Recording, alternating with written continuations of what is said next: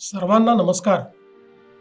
आपले माननीय पंतप्रधान नरेंद्र मोदीजी यांनी एक आवाहन आपल्या सर्वांना केले आहे, ते म्हणजे इंधन बचत आणि परकीय चलनाची बचत। सोप्या शब्दात समजून घ्या, त्यांच्या या प्रतिपादनाच्या मागे हेच दोन हेतू आहेत। सोने खरेदी करू नका असे यासाठी की आपण मोठ्या प्रमाणात सोन्याची आयात करतो आणि यातून आपल्या देशातील पैसा हा परकीय चलनात जातो।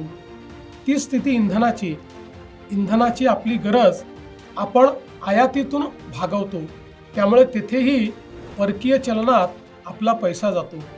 मित्रांनो, अखाती युद्धामुळे ही परिस्थिती ओढावली आहे।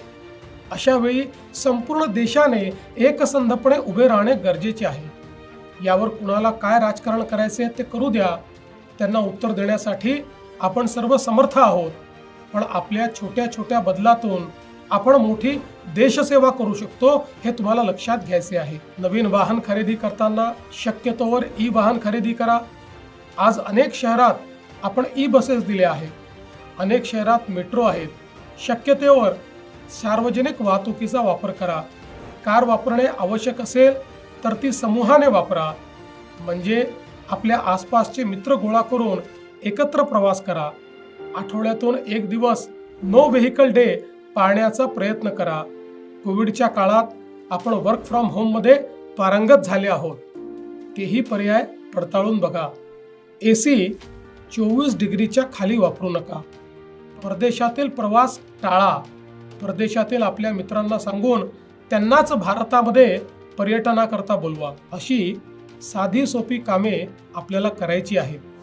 गेल्या 12 वर्षात आपल्या पंतप्रधानांनी देशाला ज्या उंचीवर नेले आहे ते तुम्ही अनुभवता आहात। मला खात्री आहे त्यांच्या याही अभियानाला तुम्ही तितक्याच आपलेपणाने स्वीकाराल आणि त्यांना भक्कम साथ द्याल, कारण यातच भारताचे हित आहे।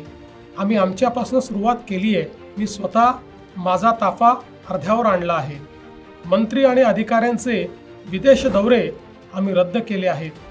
सरकार पातळीवर इतरही अनेक निर्णय आम्ही घेत आहोत। असे करताना उद्योग जगत, संबंधित घटकांचे हित देखील जपण्यात येईल, त्यांनाही विश्वासात घेऊ। चला, आपण सारे मिळून या अभियानात सहभागी होऊया। राष्ट्र प्रथम या भावनेने एकजूट होऊया। जय हिंद, जय महाराष्ट्र।